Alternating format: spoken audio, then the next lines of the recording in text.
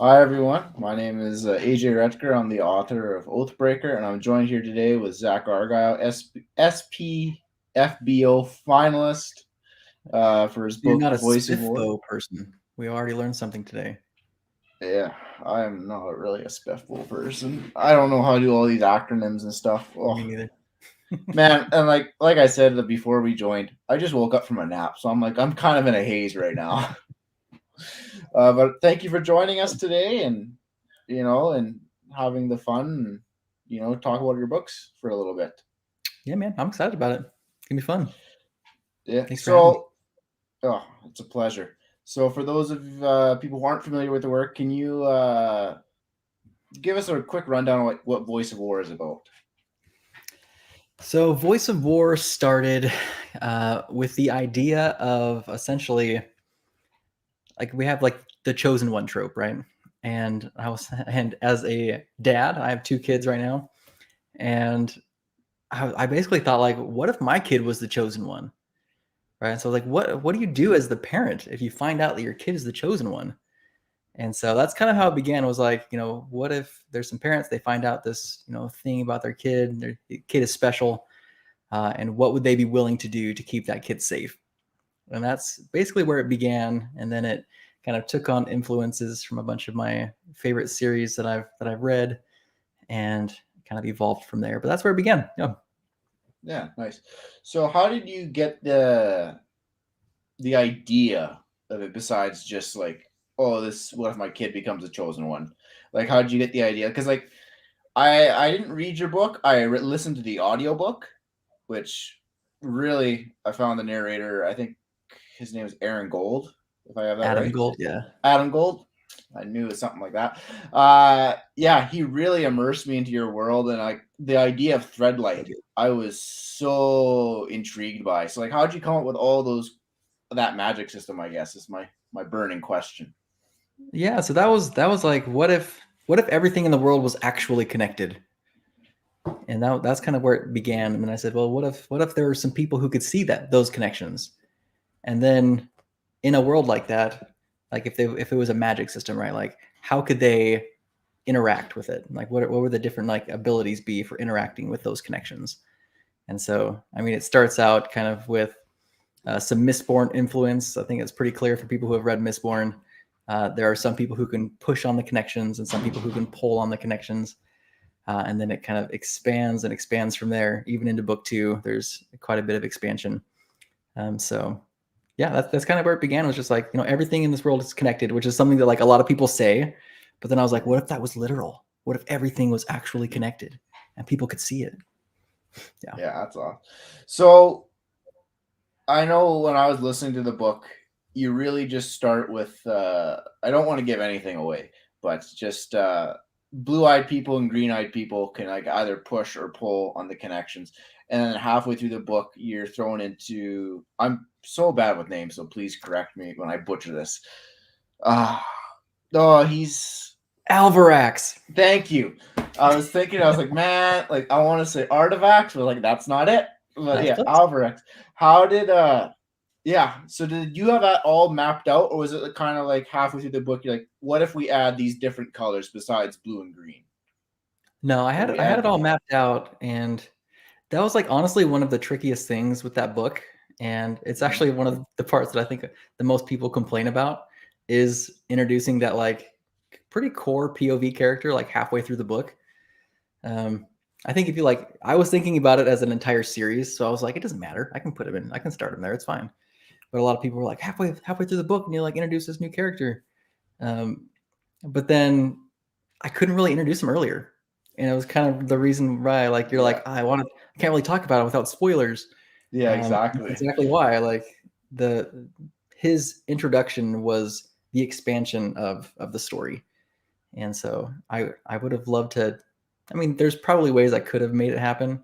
If I would have traditionally published, I'm sure they would have forced some way for me to introduce him earlier. Hmm. Um, but I'm still happy with it there. Yeah. But personally, I think it was the right move because, like, to me, it didn't bother me. I was just like, "Ooh, a new character." It's like kind of like, "Oh, a new friend," and it's just like, "Where does this happen?" If you like him, people are all okay with it. But the people who Yeah. are like, he's fine, Those are the people who are like, the pacing is bad. I don't like it. Yeah. But everybody who likes Alvarax was like, no, this is great. I loved it. Yeah. I'm a pretty easy reader to please. I'm just like everyone. Like I'm kind of like a puppy that way. I'm like, ooh, a new friend. Who's this? Yeah, exactly. And then I will say though that by the end of book 2, everyone loves Alvarax. There's no more question. Everybody likes him. So all right. I am going to have to. That's on my TBR because it is your second sequel is out right now, correct? Yep. What is the title of it again? Just remind me. Stones of Light. I Stones of Light. A copy right here. Ah. Here's Stones of Light. The audiobook is actually just coming out right now. So it's the Audible should be available in the next, hopefully like 2 weeks or so. It's already available on Scribd and Google Play Store and other places like that. Okay, nice. Yeah, I'll probably stick with the audiobook just because I always have 2 books on the go. And that way I have one where I'm reading and then one where I'm listening. And then that way I can just kind of balance it. Because sometimes my eyes just get tired. I'm just like, man, like I just need to sit this down. And then I can just like lay on the couch and just like listen to a narrator. And is it the same narrator, Adam Gold? Yep. And, yeah. That's awesome. So if anyone hasn't listened to the audiobook yet, absolutely go listen to it. The best. It is. He does an amazing job. I actually just got my audiobook out for Oathbreaker like last week or like early this week. Yeah. That's awesome. Isn't it like so cool hearing someone narrate your book? It is so cool. Mine has been just an absolute roller coaster. It was supposed to come out in August. I had an original narrator slotted. He had everything written or recorded. It was supposed to come out in August. His hard drive corrupted, lost everything. No. So then he had to re-record everything, and then he just couldn't get the files to work. And eventually, he just basically told me. So like this was pushed back to about September, and then basically halfway through September, he just said, "Man, I'm done with this. I'm not going to do it." So it's like, so then I had to find another narrator, and then it's just like, oh yeah, it's been a roller coaster. But the guy who I found, Matt Coles, he does an amazing job. He does all these different voices, and he's so coachable to work with. I love what he did with my book, and it's so cool to hear it in the audiobook because I never really even knew audiobooks were a thing coming into as an author. I was like, I don't know if you know my story a little bit, but I'm very new to the book world. I hated reading growing up. Yeah. Well, I didn't hate reading growing up, but I'm new to the book world still. Yeah. I didn't know really that self-publishing was a thing. I didn't really know how. I just started writing for fun, and then for shits and giggles, I sent a first chapter of my book to someone on Reddit who seemed knowledgeable on the subreddit of writing. And then she just started kind of coaching me like, okay, you're doing this really well. And then you're doing this absolutely terrible. So you need to like fix this. Oh, nice. Yeah. And like, we've become really close friends, me and her. Like, she's kind of been my mentor, and she's like, now like on my second book, she's like reading every chapter I do. And she's like, yeah, coach me what I'm doing right, what I'm doing wrong. And that tough love, awesome. Which is, it's really cool. So what kind of made you decide I'm going to start writing? What made you take that step to become an author? Dungeons and Dragons. Yes. No joke. I mean, I had like played around with the idea for a really long time, and I had like started thinking about like the world and things like that. But I was a dungeon master, had my group going, and it was my first time being a DM, and all of the players were new players. And so we played Storm King's Thunder, and I had all of them to, give me backstories and things like that. And I weaved it all in together, all of their backstories with the main story. But I also created like this super arc above like the Storm King's Thunder arc that tied in all of their things. And it was just so much fun, like creating this story. And then there was this one night where they were in Gauntlgrim in the Underdark, and they killed this like vampire, and it was like this big epic battle. They killed it, and they had been like running from the Zentarum faction for like the entirety of the campaign. And they had this moment after killing the vampire, where like a bunch of townspeople like surrounded them, and they were like, "Oh, wow," like kind of like, "Oh my gosh, thank you." And then one of the townspeople walks forward, and he's got a snake tattoo around his arm, so he's a member of the Zentarum faction. And he walks up to one of the player characters, gets on a knee, and says, "First Lord."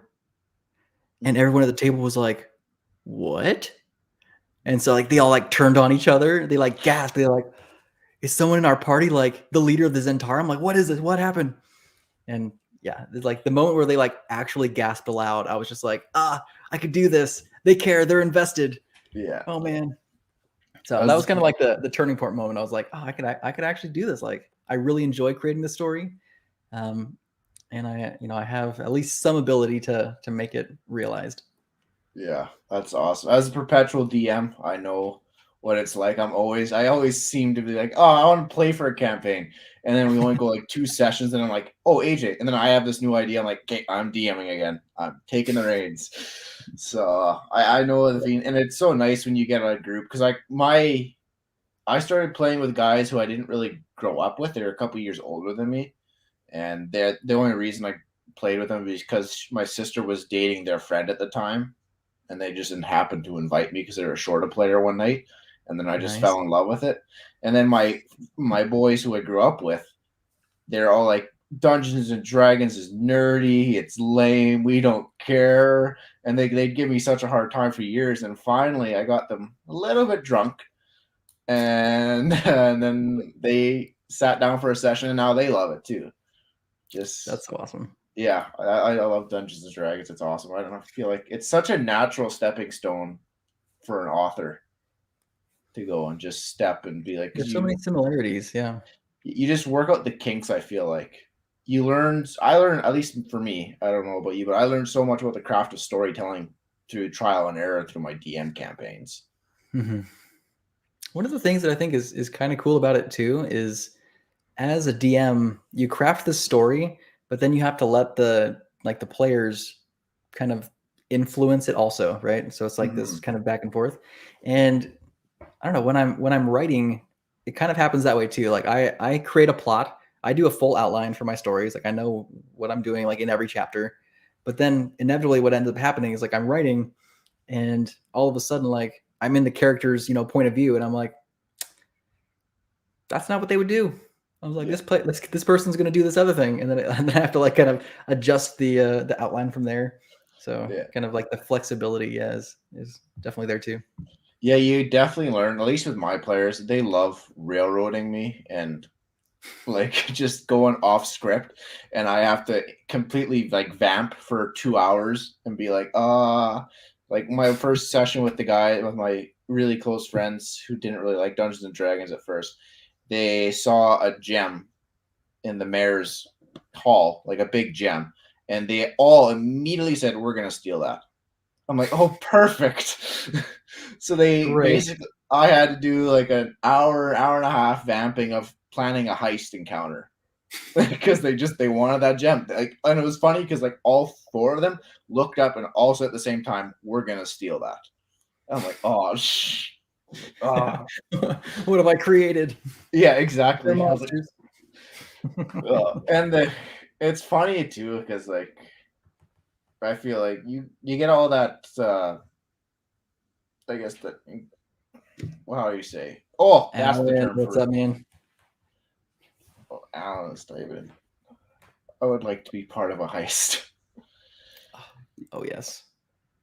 Heist campaigns are fun. I feel like they need an incredibly smart DM, and that is not me. I pulled that one out of my pants, and I just didn't really know what I was doing. Yep. We have my one friend Tyler, who's more experienced. He does, and he's way smarter than me, and he can actually pulls that stuff off. That's why I like mystery novelists and authors who do who write mysteries, I think are just incredibly smart.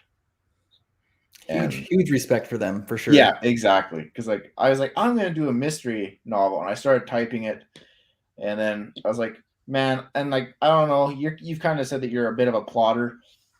I'm 100% a pantser. And I was like, Yeah. I don't think you can do a mystery book being a pantser because you got to know what's happening. Yep. Uh, It's fun though. I mean, pantsing is fun because you just get to sit down and kind of, explore. Whereas like there's a lot of structure and kind of almost some pressure behind if you plotted it out. So you sit down and you're like, okay, I know what I have to write. And there's like some, I don't know, some weird pressure there, especially when it's something like, okay, I know this section. I have these two people having a conversation, and it's going to be like this deep philosophical conversation between the two of them as they reconcile their differences. mm-hmm. And I'm like, oh no, I have to like sit down and purposefully be philosophical and intelligent. Uh-oh. Yeah. How do you approach, I guess, difficult moments like that when you are writing? Like, I just write them, just and get it over I would with. say And half the just time they turn out great, and half the time they don't, and I have to go back and just rewrite it. But at least it's happened, so I can move on. So even with the third book right now, like there's some scenes that I've written that I think are fantastic, and there's some other scenes that I'm just like, it's bad, but I've moved on, and I yeah, can fix it when I get back to it. So yeah, exactly. I don't know. There's a character in my book who I try to do very cocky and very. His name's Alistair. He's kind of all knowing. He's kind of a dink, and he's very talks philosophically. And I remember just like I struggled with that, and like I kept going back and looking at Andrew Sapkowski's Witcher series, how he wrote Regis the vampire, because I thought he did an amazing job with Regis, and I just kept like basically saying, "How did you do this?" Like shouting at my book, and I'm looking at what I've written. I'm like, "Oh, it's garbage compared to this." yeah. So those scenes for me, I work a lot of dread over, and then Mhm. I guess I'm just like you, and I have to do it. I force myself to do it, but like I have anxiety going into the books, knowing Yeah. that. The hard thing is like I love those moments. I love those moments that are like kind of soft between two characters. Like there's a like the scene in Voice of War between Chris and Ariel. So like right, he's like he finally opens up to her about his issues, and like that moment, it's really like beautiful. And I'm like, I really want to make this like kind of feel special and feel real. So I enjoy writing it, but then it's also just like I'm like at the same time like trying to count how many words I wrote that hour. And Yeah, I'm like, I wrote 400 words this hour. That's not very good, but the 400 words are great. yeah. It's always quality over quantity. The trade off, yeah. I always like I noticed when I was writing Oathbreaker, I always did like I got to get a chapter done in one sitting, and now I'm very much just write until I lose it, essentially. So it could be 200 words at some of the times I've written, and I've like, okay, that's it. And then other times I've written 3 chapters in one sitting, and it's just like you kind of catch that wave. That's the best. Yeah, Yep. and Alan also said Regis is masterfully done in the video game. I couldn't agree more. Um, yeah, I'm a huge Witcher fan. For anyone watching who doesn't know, like I'm everything about Witcher. Uh, I actually have not read any of the Witcher books, but my wife was not a big fan of the first one. like the Last Wish, which is the first one, is it's all like it's basically an anthology of short stories, and Yeah, like you have to basically do 2 of those anthologies before you get to the actual story. So that's kind of a tough sled. that's And tricky. then yeah, and it's also I feel like language has changed so much since he's written that.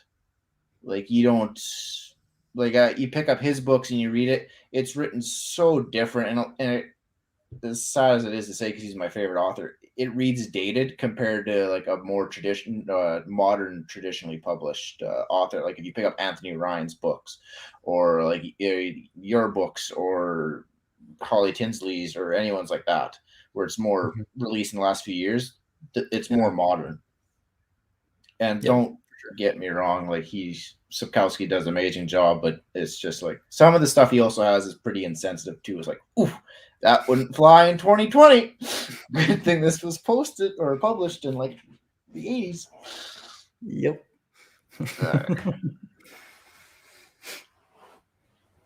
Yeah, the video game CD Projekt Red did a really great job. But enough about The Witcher. We're here to talk about Zack Argyle.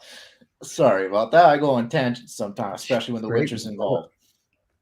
So, seeing as you got your storytelling roots from a DM, did you ever do a thread-like campaign to test out the waters of this world, or no? You're just like, I know this world is going to be good. I'm going with it. No, I didn't know it was going to be good. I wrote the book and I had like no expectations or anything. I had no idea anything about publishing or being an author.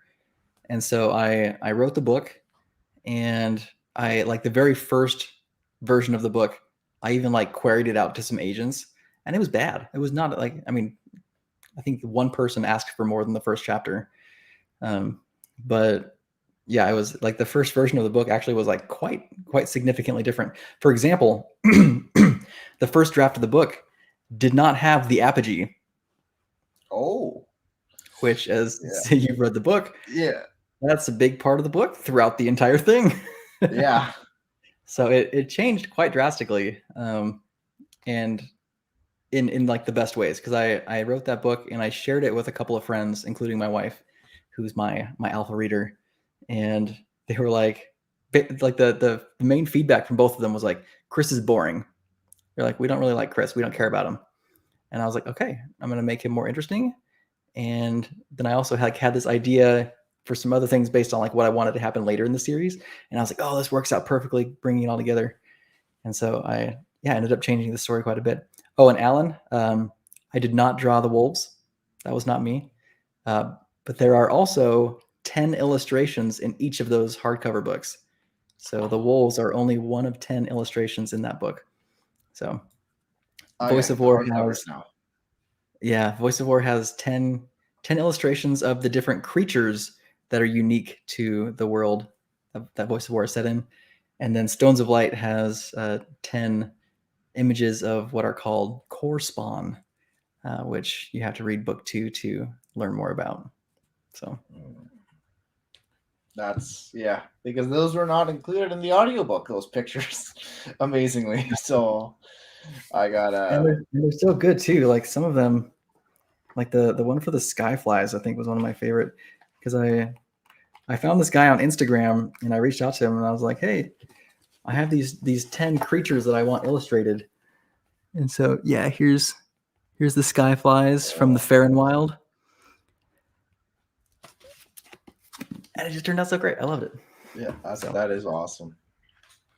And then, book three is 20% done. So I got a long ways to go. It's got some really good stuff in it so far. It's got some pretty bad stuff in it. But it's moving, and the outline is there, and it's gonna be really good when it's done. I've been so busy with my non-author life. It turns out I got some other stuff I have to do. So it's been a little slow going recently, unfortunately. But I am shooting for either a July or August release is my plan. Nice. So it'll be one book per year. So 2020, 2021, 2022. Now, is this a trilogy or is this more of a series? Nope, trilogy. It was planned as a trilogy from the start. Yep. So it will be very done by the end, which is good for people to know, because book 1 ends with a fair amount of cliffhangerness going on. Yes. And book 2 has a little bit as well. So book 3 will close everything out and we'll be good to go. So, as someone who didn't really have a lot of expectations when you wrote this book, didn't really know what to do with it, how did you react to that news that found out you were a SPFBO finalist? Oh, dude, it was like the craziest thing in the world. So, okay, what happened was I published the book. No idea what I was doing. I literally, like, it was the beginning of the pandemic. I had it planned for like pre-orders to come out in April, and the pandemic hit, and I was like, let's just release the book now. It's ready. So I released it in March instead, and which isn't like something you should do as an author, like when you're trying to like build up any kind of, excitement for your book. But I didn't know what I was doing. I was just like, I want people to be able to read it. It'll be fun. And so, Yes, Alan.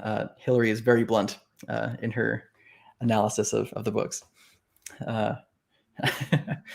Um, yeah, so I published the book, and the month afterwards, I was like, "Oh, this is really fun." I was like, "Well, I want to start working on book 2," and so I joined the 20 books to 50K Facebook group. I don't know if you're part of that Facebook group, No. but you should join it immediately if you're not. Yeah. It's like the ultimate indie author guide, basically. And I joined that group, and there was like the day after I joined the group, there was a post where somebody was like, "Hey, I'm looking to start a fantasy writers group. Hit me up if you're interested. I only want people who are serious and want this to be a full-time career." And so I reached out to him, and I was like, I have no plans for this to be a full-time career for me. But that said, I really do like writing, and I just published this book, and I'm working on book 2, and I'd love to join the group. And ended up joining the group, and then like another couple of weeks after that, I found out about SPFBO or SPFBO. I did not know anything about it because I had never kind of learned about indie authorship before. And then so I found out about it, and I applied. I sent my book in. It was like I found it like a couple days before the registrations opened up, and so I submitted, and a couple of the guys in my writing group also submitted, and yeah, it just like was kind of crazy because I didn't really know how big of a deal it was, the competition, just at all. I was just like, oh, this is kind of cool. Like, hey guys in my writing group, let's all submit to this thing. That'd be fun. And then kind of as it went on, I was like, oh, this is kind of like a big deal. Like a lot of people watch this and care about who the semifinalists and finalists are and things like that. And I remember at the time, I actually feel really guilty about this. Because I got Lynn as my my blogger. And at the time, like I didn't know who any of these people were, and I was just like, "Oh, it seems like she doesn't have as much like followers as some of the other blogs, like Fantasy Faction and Fantasy Hive and stuff." And I was like, "It's kind of a bummer. Like, I wish I had like gotten in with one of these bigger groups so that when they review my book and cut it, at least like some people will have seen it." And like looking back, I'm like, "Oh my gosh, I got so lucky. Like it was just pure luck that I got Lynn, and that Lynn, loved my book as much as she did." And yeah, it was. I remember I became a semifinalist, and I just like freaked out, and I was like, "What?"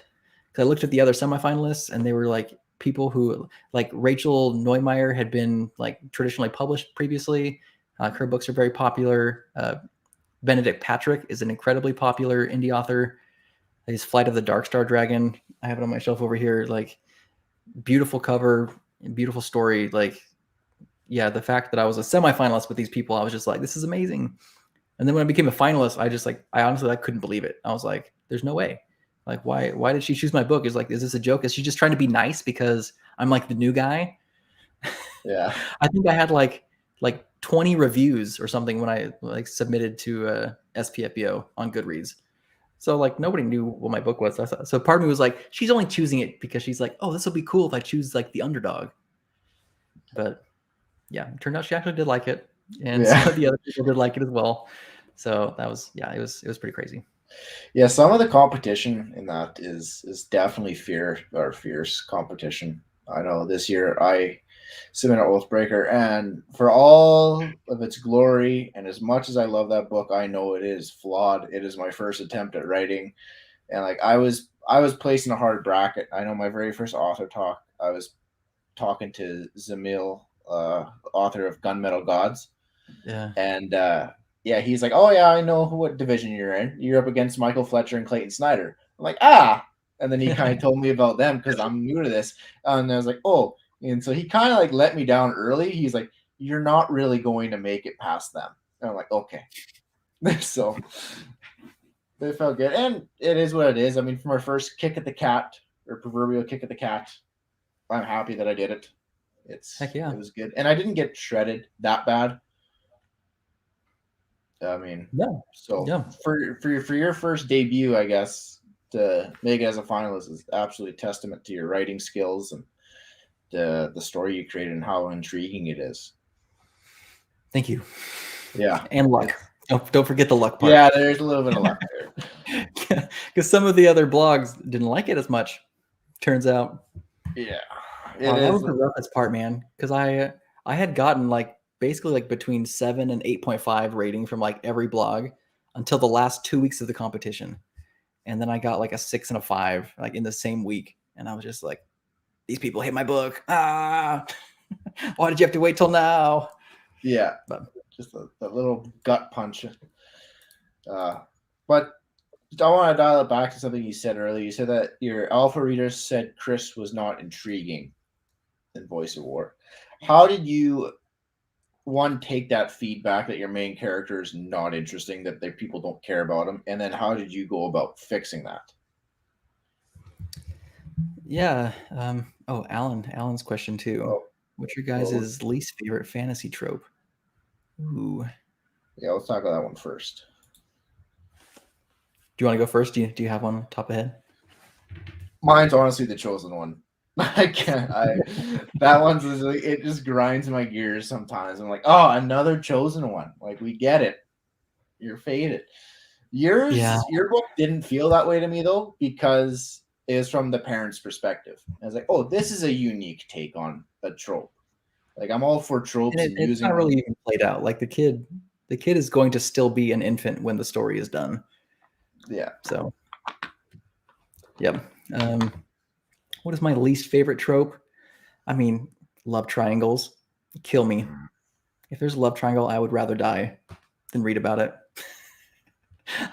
I remember like there was like a couple hundred pages in, maybe it was Oathbreaker or Oathbringer from Stormlight Archive. Mm-hmm. Sorry, Oathbreaker. I'm getting mixed up now.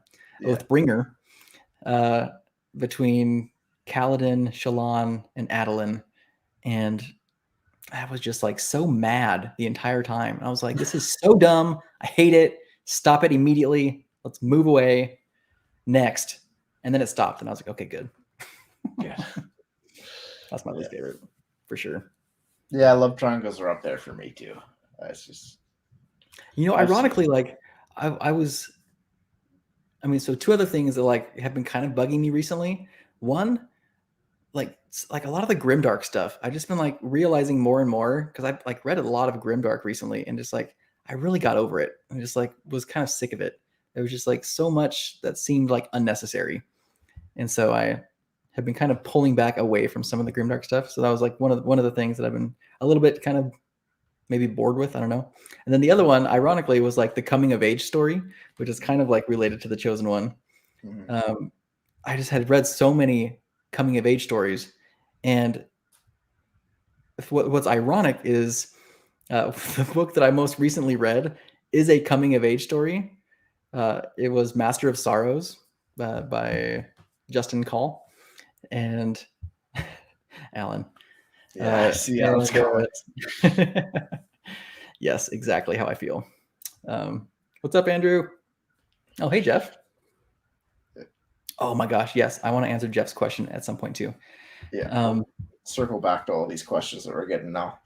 Yeah, so Master of Sorrows. I don't know if you're familiar with it, but it's the coming of age story of the Dark One. Oh. And what's interesting is that the first book is not the coming of age story of the Dark One. It's just a coming of age story of this kid. And he's like a genuinely good kid. And he's like, willing to sacrifice himself for his friends and stuff like that. And the entire time, just knowing that he was going to become the Dark One, just that single fact, just like made the story 1,000 times more interesting. Even though it was like the same like coming of age story that I was like kind of like sick of, just knowing that like, and I would see like these little hints of things inside the story where like something would happen, and I'm like, that's a little foreshadowing right there of Mr. Dark One coming out. Yes, okay. But then it would kind of go back to like this, I'm sacrificing myself for my friends again. I'm a good kid. And I was like, I know where you're headed, buddy. And I like it. And I hear the second book kind of like dives into it a lot more. So I'm excited to read that. Nice. So back to Jeffrey's question. Any plans once Threadlight is completed? Oh my gosh, yes. I have a book that I've started, and I am so excited about it. And it's taking, I actually worked on it a little bit last night. I shouldn't have. I should keep working on Threadlight. I'm sorry, everyone. But I'm just like so excited about this story. It's probably going to be called The Fall of Cloud 7. And It is John Wick meets Mr. and Mrs. Smith with sky whales. It's I gonna be mean, like, that's oh, got it's me gonna be hooked. so good. The first 2 chapters are honestly just like, I freaking love them, and I just like I just want to keep writing some more of this thing. I'm like so excited about it. And Andrew, yes, you can absolutely have an arc of that one when I'm done. It's gonna be really good. It's gonna be a Circling. standalone also, Oh, so circling maybe. back to Andrew's other question, how'd you get Adam Gold as your narrator? Oh yes, because he's so good. I know. Um, so I went on ACX, which is like Amazon's, uh, audio book creation platform, and I listened to literally hundreds of narrators. So on ACX, you can do like auditions for have people like audition for reading your book. I didn't really want to do that. It's a better way for people who are like trying to save money on doing it. I was fortunate to like I didn't really have to worry about that. So I was like, I just want to like make sure I get like a really good narrator. So I listened to like hundreds of these people, and I found Adam Gold fairly early on actually, and I bookmarked him because I was like, this dude's really good. And then I listened to another like 150 people, and I just like kept going back to Adam Gold and re-listening to his samples. And every time I would re-listen to them, I would just go, "Oh my gosh, this guy's so good!" And oh my gosh, Andrew, yes, I actually just told Sam, the book in hand, that exact same thing the other day. And I don't think it's any coincidence that Adam Gold actually narrates quite a bit of romance as well. And so he loves doing fantasy when he gets a chance to do it. And so like every time he works with me, he's like, dude, I love this so much. It's so fun. I actually sent him hardcovers of Voice of War and Stones of Light. And I was like, thanks for doing this, man. Like everybody loves your stuff and I love it as well. So I wanted to like make sure you get this. Oh yes, Apogee. Oh. I got chills the first time I heard it. I was like, this is exactly what I wanted it to sound like. Circling to Alan's question again, are there any white and black Stones of Light hardbacks? Not of like the covers. I mean, we have like the inside cover, the naked cover, I guess, is black and like this grayish color. Alan actually has one of the very first copies that I had printed out and sent to inspect, which is not black and gray, but straight black and white, and has a little bit of a different take to it as well. So Alan has a one-of-a-kind copy of Voice of War. I wasn't going to send it to him because I was like, he probably like wants, one of the normal copies. But my wife was like, no, you got to send him this one. It's so cool. So we ended up sending him that one. Yeah. That's cool. That's awesome. I know I'm thinking about re-releasing Oathbreaker with an updated cover and stuff. So it'd be cool for the people who have the one-of-a-kind covers. I know people really cherish that stuff. So here's, you probably don't know this since you weren't around, I think like a year ago. Voice of War had a different cover when I first published it. And I have like a bunch of copies of it. Hold on. I'm sorry, Andrew. We're getting to book 2 news. People keep asking us questions, and me and Zach are kind of like little puppy dogs. We just like, ooh, new question, new question, new question.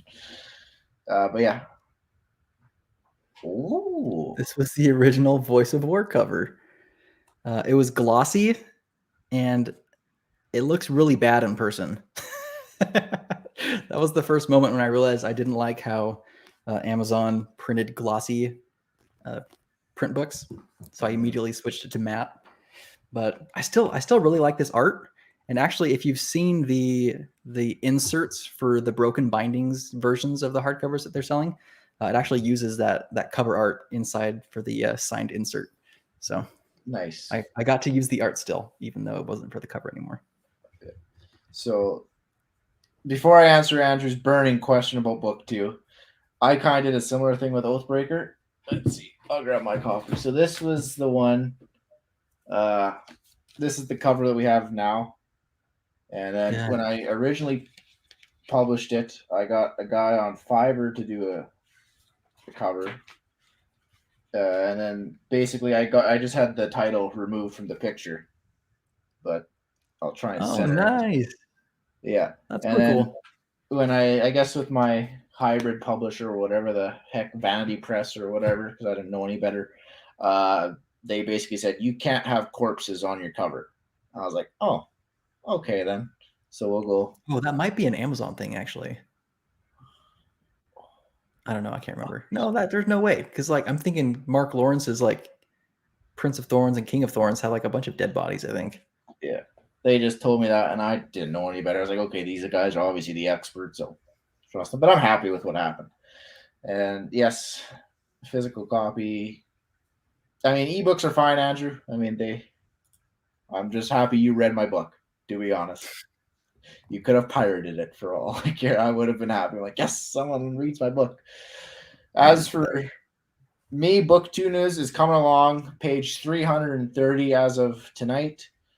Act 3, we got about another 70-ish pages. Again, I'm a pantser, so Who knows? who knows? Yeah, who knows how much this is going to happen? I can tell you right now, Andrew, if you didn't like, I don't want to spoil my own book though. If you didn't like the Hamish incident, I'll say, since we both know what you're talking about, you're probably not going to like how this one ends. Just a fair warning. And I know pirating books is wrong, but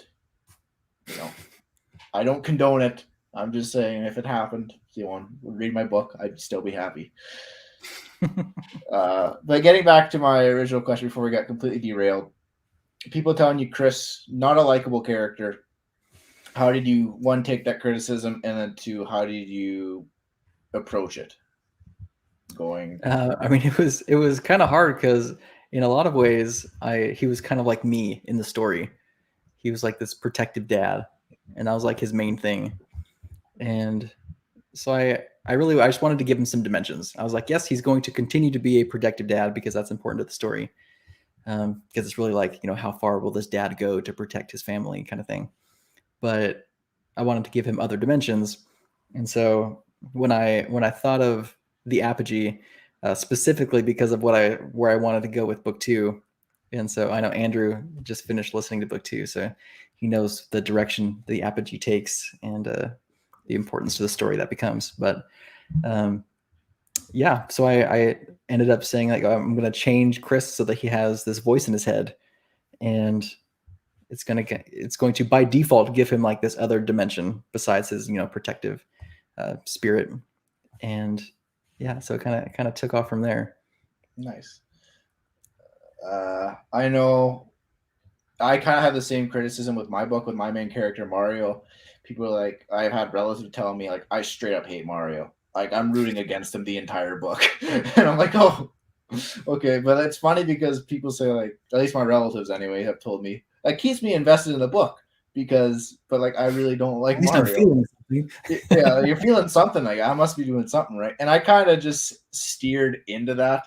I made Mario this kind of helpless kid because he's it's kind of a coming of age story. He just gets out of his little knight's college and he has to do his first deed, and he doesn't really know what the world's like, and he's just basically this, for lack of a better word, idiot bumbling around and like relying on his friends to bail him out of bad situations over and over and over again.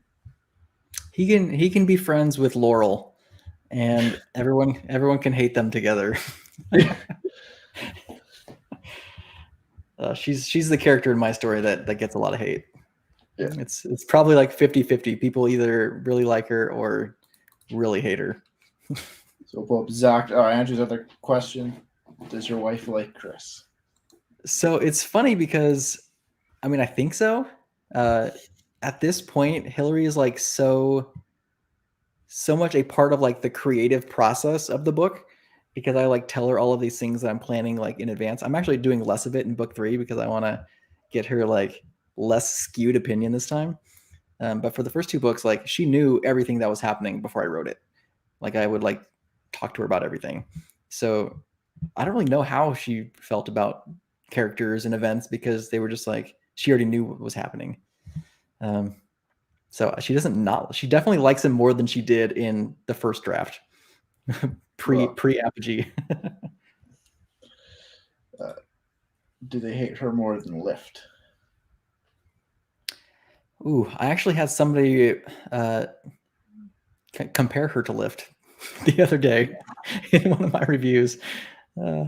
So some people love her. I think Andrew doesn't hate her, if I remember right. Potentially. Yeah, maybe. And then yes, Andrew, I know I kick him while he's down.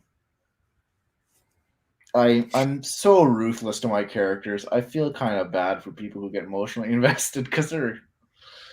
I mean, that is come with it. Like I'm a grimdark author, and I love that kind of stuff. Mm-hmm. I mean, and I know your book isn't really as I wouldn't classify it as grimdark. It does have dark themes, but it's a nice. If when I was reading it, it was a nice change of pace for me. I was like, a book where not everyone's a pile of crap. This is kind of refreshing. Yeah. I'm very curious to see how it goes because tomorrow night I'm meeting up at Panera with my mom's book club. Ooh. So they've been meeting for 21 years. They've never done a fantasy book, and they decided to read my book this month. And so I'm meeting up with them tomorrow night to discuss my book. And they're all like, women over 60 who don't read fantasy, and I don't think it's going to go well. So I'm curious to see how many of them can hold their tongue about how much they hate the torture scene or the babies being blinded in chapter 1 or something like that. Yeah. Oh, spoiler for chapter 1. Yeah. Yeah, I mean it's chapter 1. You can spoil chapter 1. Get into it. But yeah, that's Andrew's Thank you, Andrew. Right. referring to Laurel. Oh yeah, book 2 has, in the end, pretty rough moment. Maybe that's what Andrew's talking about in one of his comments. There's something that I actually had not originally planned to happen, but happened. Just where the story took you. And I'm still sad about it.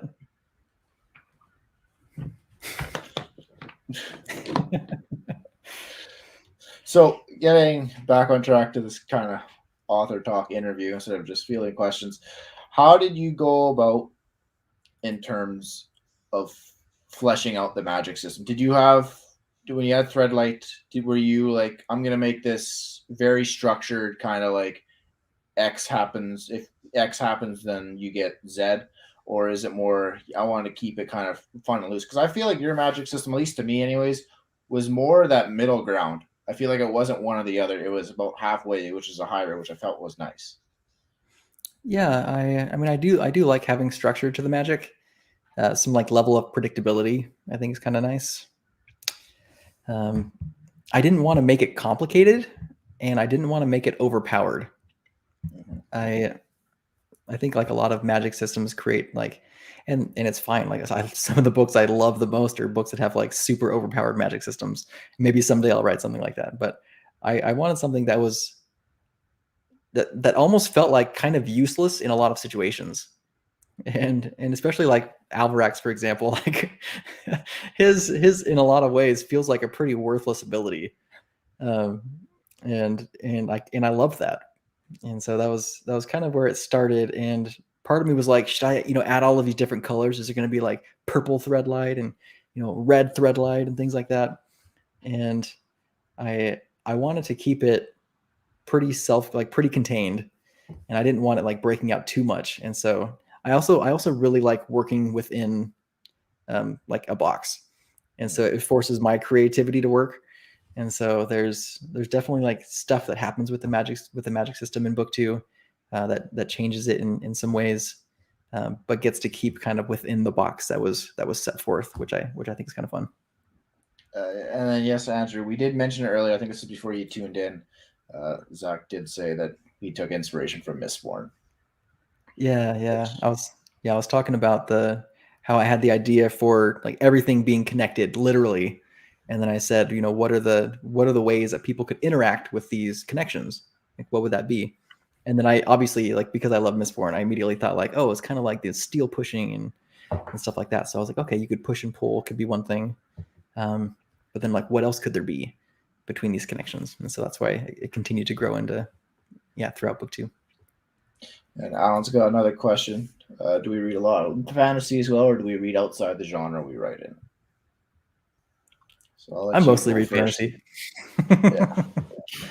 Yeah, I mean, especially at this point, it feels almost like homework for being an author. I want to make sure that I'm staying up to date with like what kind of stuff do people like, what kind of inspiration can I take in my own writing from this stuff, and I also just don't have that much time to read, so I try to pick out some stuff that I will like. Yeah, I'm kind of the same way. I read mainly fantasy, and like you said, you kind of do your homework. Mine's more of like, this is how you write a properly grammatically formatted sentence, and then okay, I got to take that, and then but like I do read outside of fantasy. Like I know probably one of my top reads outside of fantasy for anyone who cares. Nice to meet you too, Alan. This David Gunn's memoir, A Summertime in Murder Town. It basically talks about him growing up in Flint, Michigan. I don't know if you know much about Flint, Michigan. I don't know if anyone watching knows about Flint, Michigan. Super violent city. I think you have a 1 in 3 chance of experiencing violent crime there. You have like 33% chance of experiencing a violent crime, which includes rape, assault, murder, and armed robbery. And like he basically talks about how his parents just left him at age 11 in this town. He was basically raised by a gang and had to start slinging crack to survive. Whew. Yeah, and like he's a musician now. He's a heavy metal musician, and he's got a lot of anger, and he does a really great job explaining it. And like you have a lot of empathy for a guy when you look at it, and you're like if you were told me this guy has done X, Y, and Z, like okay, he's a criminal, he's garbage, and then you get like his context and backstory, you're like, oh wow. And that's kind of like what really turned me on to grimdark and that kind of stuff. Is like I like that kind of stuff. I love learning the context behind that stuff. Yeah, but sure. Yeah, it's a really messed up book, but it's super interesting if anyone cares. Follow up back to Alan after my little rant. What's our favorite fantasy authors right now? You want to go first? Yeah, I'll go first. Holly Tinsley's up there for me. I read We Men of Ash and Shadows, and I absolutely love it. Like I can't get enough of that book and her writing. I'm finding myself I'm liking a lot. That thing's only like 200 pages too, right? It's like not too long. Yeah, Grimdark finalist right now, I think, right, for SPFBO. Yeah, she's knocked it out of the park with that one, and I was lucky enough to have her on one of my author talks, and we were able to kind of she's cool. Shoot the crap. Yeah, it was awesome. And then I'm finding myself liking a lot more indie authors. Sean Crow is up there with his books. I'm not sure if you know him much. Godless Lands was his first book. He has Valhalla Steel series out, which is more sci-fi, which isn't my speed. I'm just not a sci-fi guy. But yeah, he does an amazing job too. And then Anthony Ryan for a traditionally published guy. I love Anthony Ryan's stuff. Me too. But I'll let you take who's your favorite authors at the moment. Anthony Ryan was going to be in my top for traditionally published as well. I was going to say, I think my top 3 for traditionally published are, I love Brandon Sanderson. I love Anthony Ryan. And then I really, really did like Master of Sorrows that I just finished from Justin Call. So I think, maybe that's some recency bias there, I'm sure, but I really did like Master of Sorrows. And then I really, really like the combat codes for indie books. Combat Codes by Alexander Darwin. Maybe it helps a little bit that I'm on the cover. But the covers are also just awesome. I really, really liked that whole series. I also read Paternus recently and really, really, really liked that. These books are nuts. Like I don't even know how this dude wrote this stuff. It's like just so good. Yeah, I've read like a ton of indie fantasy recently, and there's just so much good stuff. I know. I find that indie, or at least now that I've been attuned to it, I find indie. I get more enjoyment out of the indie books than I do traditionally published books. Yeah, there's And a lot of cool, like unique stuff to them.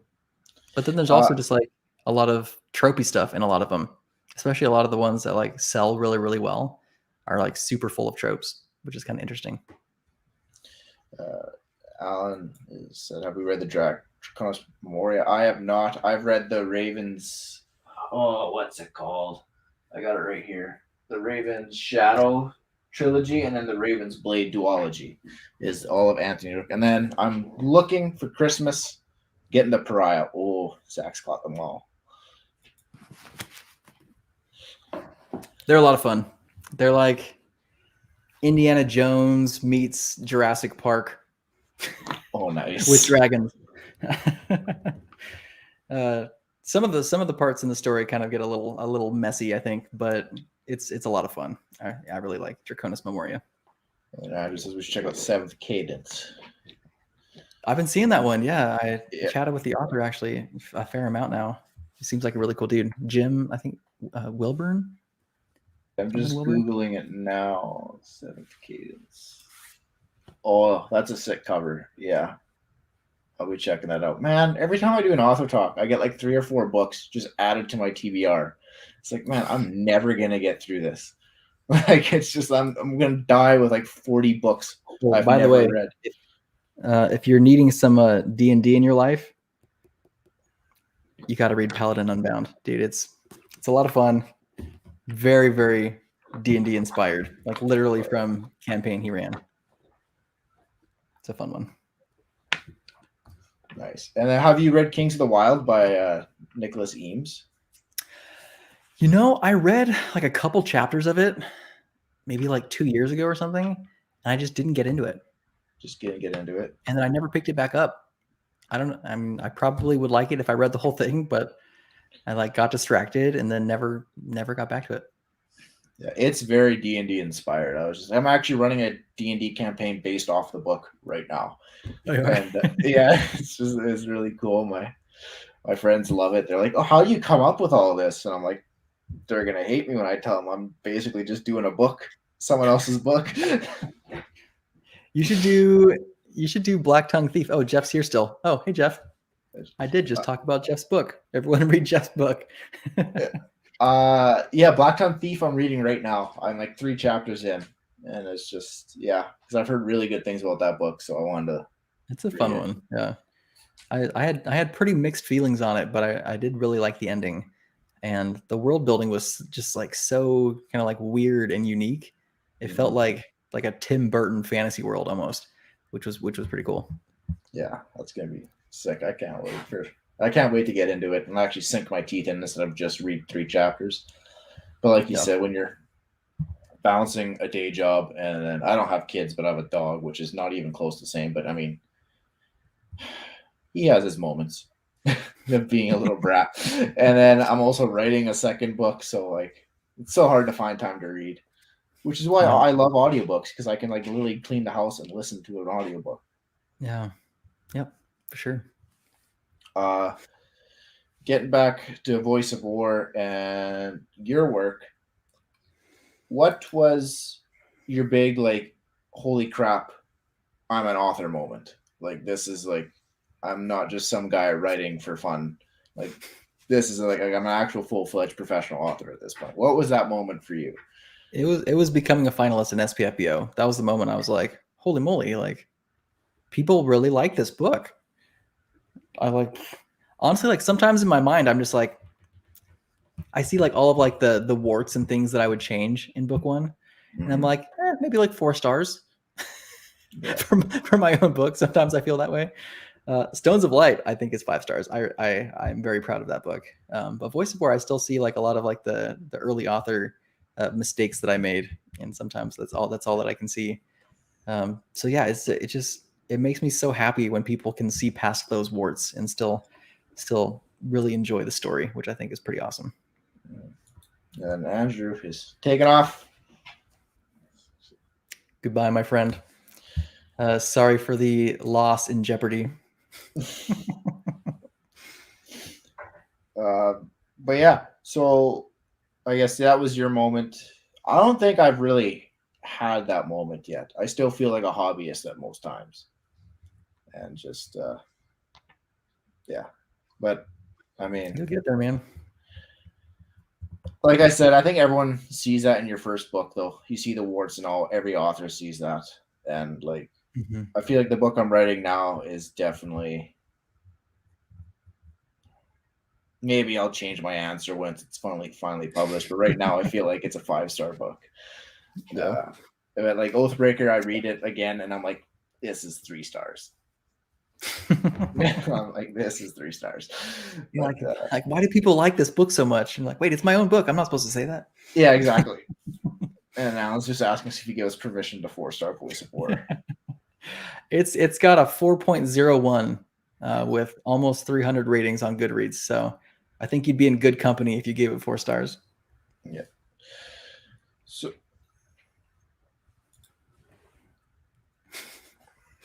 Alan does a book Jeopardy, and it's super fun.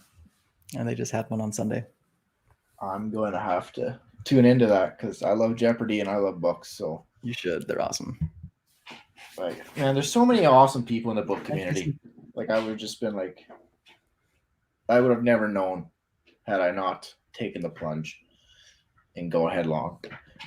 So I guess best part, yeah. Yeah, it's even weirder that my wife is in the book community too. So now we like have all of these like. It's also like a little bit weird because people that she's really like close with in the books community, I'm like, I kind of wanted to like send them a review copy of my book, but is it weird to reach out to them now because they know I'm her husband? I don't know, but it's fine. Yeah.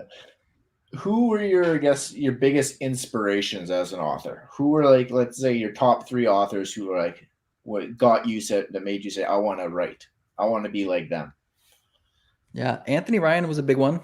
Brandon Sanderson is another, and I think the third I would say is Brian Staveley.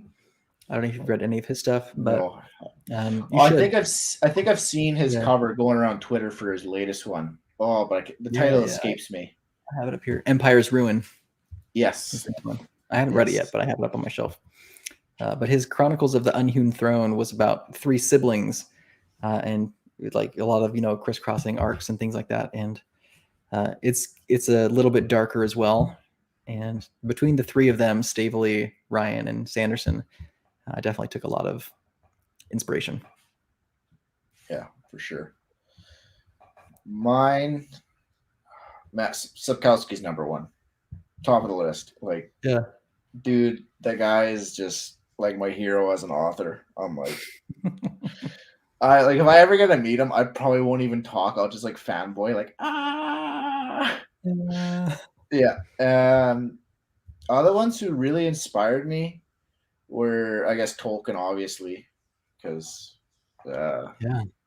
And then probably Anthony Ryan too, because he was like the first books after The Witcher. Because after The Witcher, I was like, because I didn't read for years, and then I played the Witcher games, and I was like, I want to know all about this world, and then I went straight with got the Witcher books, tore through all 7 books in about 2 weeks time, and then I was like, okay, now I have this itch for fantasy. Yeah, I have this itch for fantasy, and I don't know where to go. So I asked the Sky, who is the Reddit mentor that I mentioned earlier, who helped me. I was like, what are some good fantasy books? I was like, I don't want to read George R. Martin's because they're too long, I said, I don't have the attention span. And then she's like, well, try Anthony Ryan. And then I read Anthony Ryan. I was like, oh my God, like I love these books. So yeah, he was a big inspiration as well. That's awesome. He's also just like a super nice dude. Yes. Like on Twitter, he's like super chill and relatable. And yeah, I love that. Sean Crow, who I had on here earlier, author of Godless Lands, he actually has on Godless Land Anthony Ryan's comment on it. He just said, yeah, one day I just sent him an email or like a message on Instagram or whatever. Would you mind reviewing my book? You're blah, blah, blah, blah, blah, blah. And he just came back, yeah, absolutely. So he just So sounds cool. like this super approachable, super nice guy. I've never had any interaction with the man, so I can't attest to it personally. It's all hearsay. But yeah, from what I see on Twitter and the stories I hear, he's just a super approachable and nice guy. I think it helps that his first, like, most popular book was Blood Song, and it was originally self-published. Like, he Yeah. self-published that book, and so he's got a lot of, love for the self-published community, because he self-published that thing and then ended up like querying it, and it took off and got republished. But yeah, Yeah. he loves the community. I will say Blood Song, great. Tower Lord, it goes down. And then what's the third one called? Queen of Fire, it goes back up again. So I feel like you gotta get through that sequel slump personally. But I would agree with that. that series is really good. I just feel like Tower Lord's a bit of a sludge. I mean, they're very different, right? Like, a lot of people really like the Academy style books. Mm-hmm. And the first book, he's like in the Academy for like a decent chunk of it. And Mm-hmm. so, like, he's not in the Academy for any of the other books. So the people who liked book one for the Academy aspect are not going to like the other ones as much. Yeah. He's definitely more of an adult in the other books. Yeah, which I guess is interesting to see. You kind of see little Valen grow up Yeah. as you go through. So I guess, oh man, I just lost my train of thought. This happens at least once. Once an author talk, where I have a question loaded, and as soon as I start talking, it just leaves my head. All good, man. Oh man. Anyways, we'll go back to my default question that I ask everyone. Uh-oh. Yeah. So this isn't book related, but I am taking a toll to everyone who's answered. Uh, would you rather fight a chicken every day or every time you enter your house, or an orangutan once a year? Can I bring weapons? If you can craft them. Orangutan. Oh, that's two for orangutan. That's what Once a year. I mean, I could just take like 2 weeks preparing or something. I could take the orangutan down. that's what Paul or P.L. Stewart said, author of the Drowned Kingdom, I guess last week. Yeah, he said, I was like, oh yeah, I'll train. I'll just like go to the gym a lot and like I can take an orangutan. But so far it's only you two. Why would I fight it, Alan? Because the orangutan wants to fight you. In a year, it's coming to your house and it's ready to drop the mitts. Sorry, Canadian euphemism. But it's ready to fight. So I know they are amazing creatures, though. Wait till you find out about the Atachan in Stones of Light. Oh, I think there's actually Alan, in your book, there is, I think, at the epilogue or near the epilogue, an illustration of some creatures that appear in book 2, which are kind of gorilla-esque. They're intense. Yeah. Anyway, that's the Atachan. Fun fact, just because I'm full of useless information, kind of like, oh, what's the guy's name? Clive? No, whatever. Fun fact, in India, orangutans make up for a thing. Don't quote me on the percentage, but I'm going to say 60% of boat thefts. Yeah, because like they'll watch humans like in boats, and then when the humans get out, they'll hop in the boats and then just paddle with their arms down the river and just take. Yeah, it's just weird. And I was like, I didn't believe it. And then I watched YouTube, and people like videotape, like, oh, look at this guy's boat's getting stolen by a monkey. And it's just like, well, maybe monkeys are the worst, man. What the heck? Yeah. Oh, my sister went I to also still want to own one, though. Don't we all want to own a monkey in a diaper? Well, my sister wanted to until she went to Bali, and then she experienced monkeys there, and she's like, I'll never want one. They are just. See, I wanted a monkey, and then we went to Cambodia, and I had monkeys crawl all over me while I fed them bananas, and I wanted one even more. Oh no, she said they were just pests, or like she hates them now. So I guess it's dealer's choice. Yeah, they are so cute. It's just, like, I know. I've always wanted one since I saw like Night at the Museum. Yeah. I think Capuchin monkey. I was like, oh. So as we were kind of wrap up this author talk, I want to ask 2021 top reads that you Top had this year. reads. Oh gosh, I gotta look at my Goodreads to remember what I read this year. I'm doing it. I'm actually gonna pull up Goodreads. I will say the book that I just finished. I've already mentioned it a couple times, but I really really did like Master of Sorrows by Justin Call. Fantastic book. Um, the world building is really really like deep and fantastic, and I really like that. And yeah, just knowing that this young boy was going to become the Dark Lord really just like added this really interesting flavor throughout the entire book while I was reading it. Um, I also really liked Dragon's Reach by J.A. Andrews.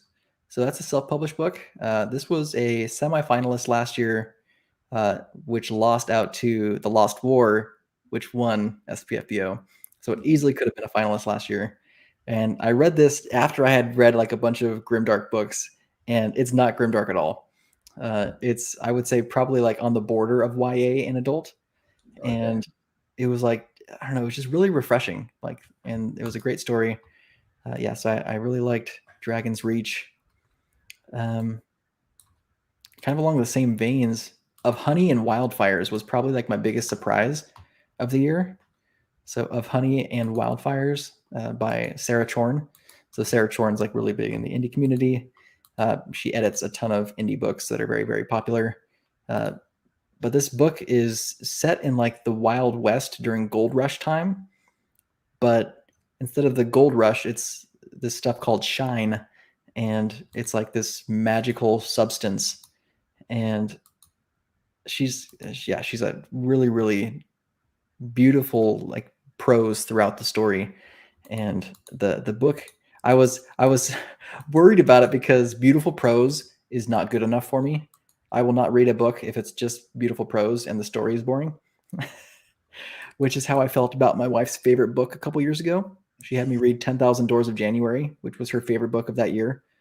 And I read, I think, like 25% of it, and I was just bored out of my mind. And I was like, yes, the writing is beautiful.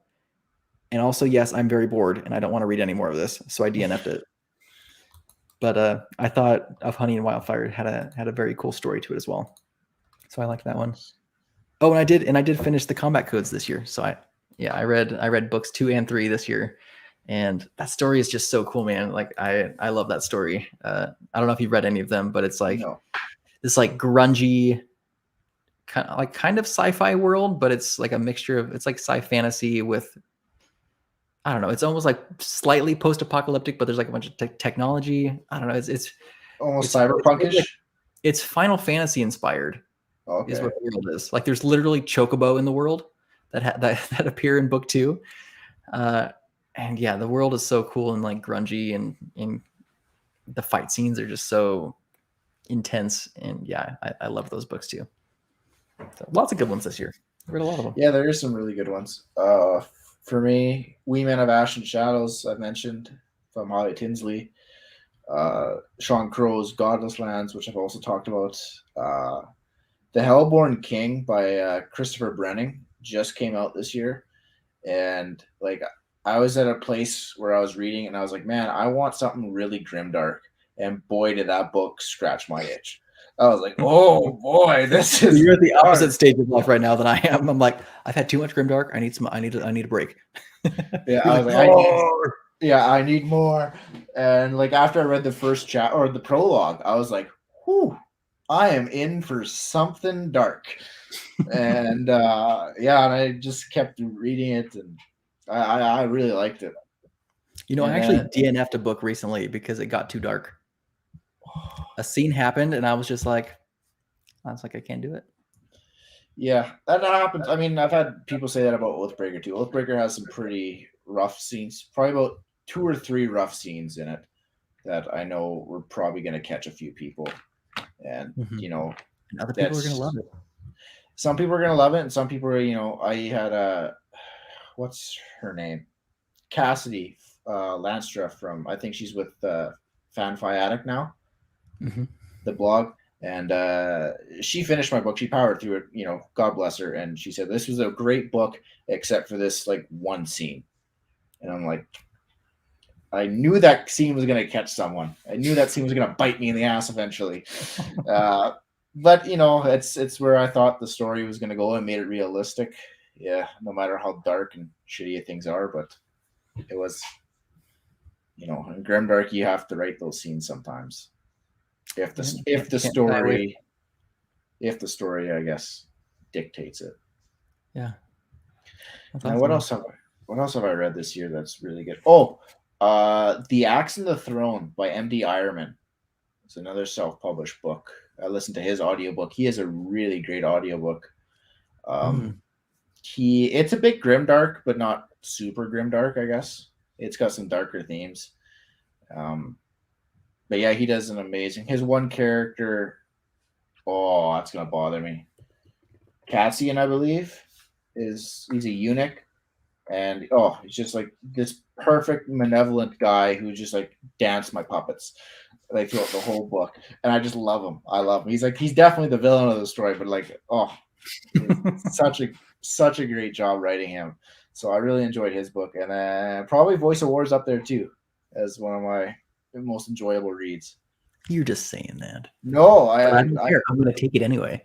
Yeah. I've DNF'd a lot of books this year personally. Like I'm probably gonna get a lot of flack. I'm in a Facebook group with grimdark authors and writers, and I asked for more grimdark, and a lot of the suggestions they gave me, I just couldn't do it. Like Anna Smith Sparks, The Court of Broken Knives, couldn't get into it.